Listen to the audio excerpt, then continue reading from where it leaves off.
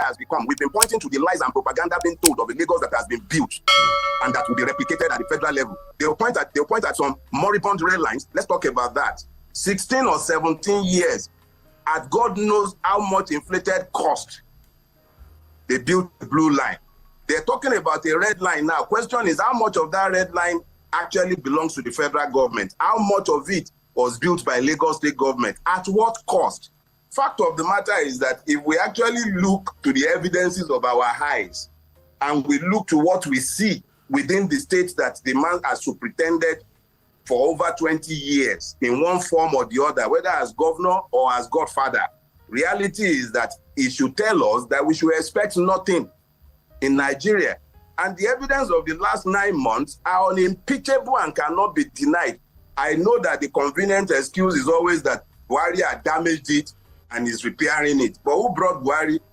Who was the chief marketer of Buhari in 2014, 2015 when the change lie was sold to Nigerians? The fact of the matter is that until we all come to the knowledge of the fact that nobody is coming to save us but we ourselves, nothing is going to change. And there is nothing that has been done by this man to suggest that we should expect anything positive. In fact, we should brace ourselves for more to come. Wow. All right. Let's... That is a lot. FAROTIMI, DELE FAROTIMI slams TINUBU, chief marketer of Buhari, can't separate himself from the rot. What is your take on this one, Chief? Quite apt. Mr. DELE FAROTIMI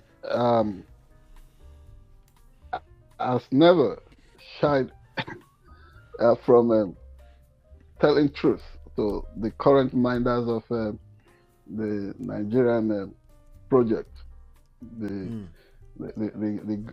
government of the day in Nigeria.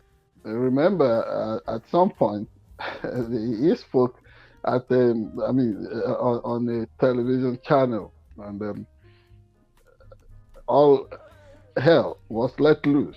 So this is a characteristic of him, and you can take this from the system that there must be people who can man up and say things as they are.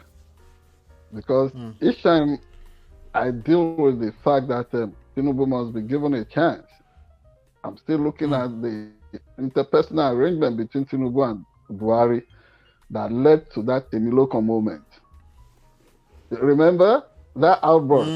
That, yeah. Emiloko. Yeah, that kind of thing. So you're talking of a national project, the presidency. But how did it become a tic-tac between two individuals, between TINUBU and Muhammadu Buhari at that point? And then way back in 2014, when APC was just coming together from the new PDP, the aggrieved elements within what was it called? ABGA, all kinds of coalition, all forms and shit coming together then. To make APC.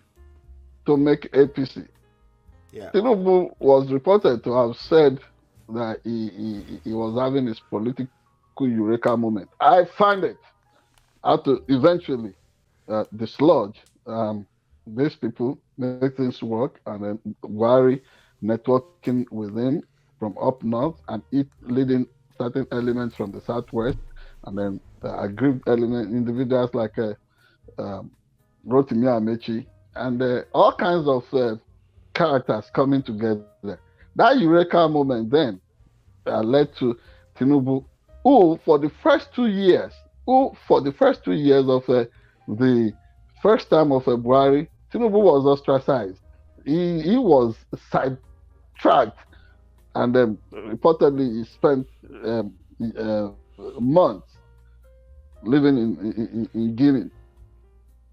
Nobody reached out to him, and he too decided not to to interact with the government of the day until they needed him for a second time, and they went to sack him out. They went to search for him. Probably that was the moment when that deal was cut. That after you, it has to come to me. So, whatever FAROTIMI is saying now, he is vindicated. He has some justifications. To want to distance TINUBU from Buhari is going to be a difficult. It's going to be a hard sell. Yes, I'm with you. Okay, go ahead. Continue. Hello? Continue. Yes, it's going to be a hard sell. If for anybody to buy that, that would be a terrible buy. It would be a bad buy. If there could be a good buy, then there could be a bad buy too. So it would be a terrible thing to accept. So FAROTIMI, talking in these terms, yes, it is allowed. And that is the way opposition should go. These people would want to say, the government of the day would want to say they mean well. Opposition should always go at their jugular, scrutinize them, tear them apart in terms of policies and objectives, but should not do anything that would be unconstitutional. This kind of principled opposition is allowed. And from what we have seen so far, questions that have been asked about the Lagos rail line project. Remember, I told you the other day that. So why are people counting the chickens before they are hatched? It's almost the same thing that FAROTIMI is saying here. Right. We did talk about that last week. At what cost? Yes. At what cost is this entire project? What is in it for Nigerians? And on and on like that. Question will be asked. Because Nigerians are no dummies, and nobody should try to sell them dummies. This is what this is about. Quite brilliant, a contribution on his part. So TINUBU cannot extricate himself, cannot exonerate himself from bringing Buhari, and concerning what he's doing currently as the leader of Nigeria, he must accept responsibility. He's going to need some solid set of results to back that up. Oh yes, if what he's administering is not working, he should try other options. He should not be that obstinate. He should not be stubborn. The one that Professor Wale Soyinka was trying to play up the other day, Olori Kuku and all that. You see, this is no moment to parody in a dramatic way. This is a moment that calls for serious solutions to everyday living situation in the country called Nigeria.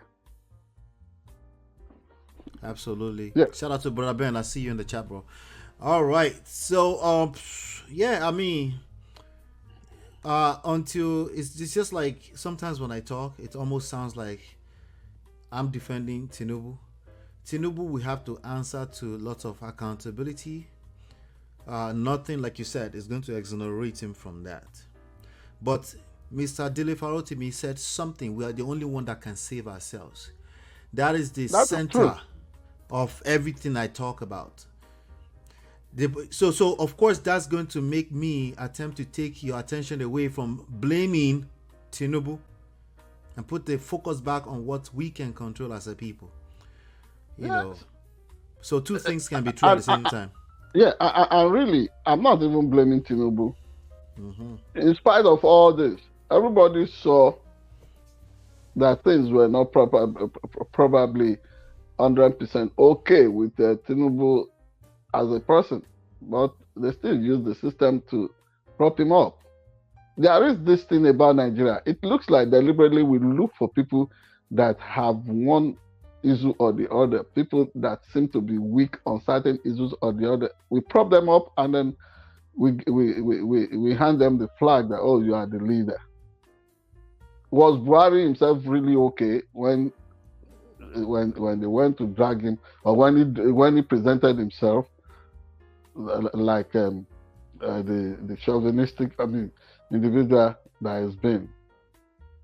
and people supported him. Tinubu himself, Yaradua, so many other people. You see strong people standing, people who look like, oh, they have the solution to the real issues of life in Nigeria. They will be ignored. They will be ridiculed. Everybody is saying today, oh, Showore is not this enough, it's not that enough.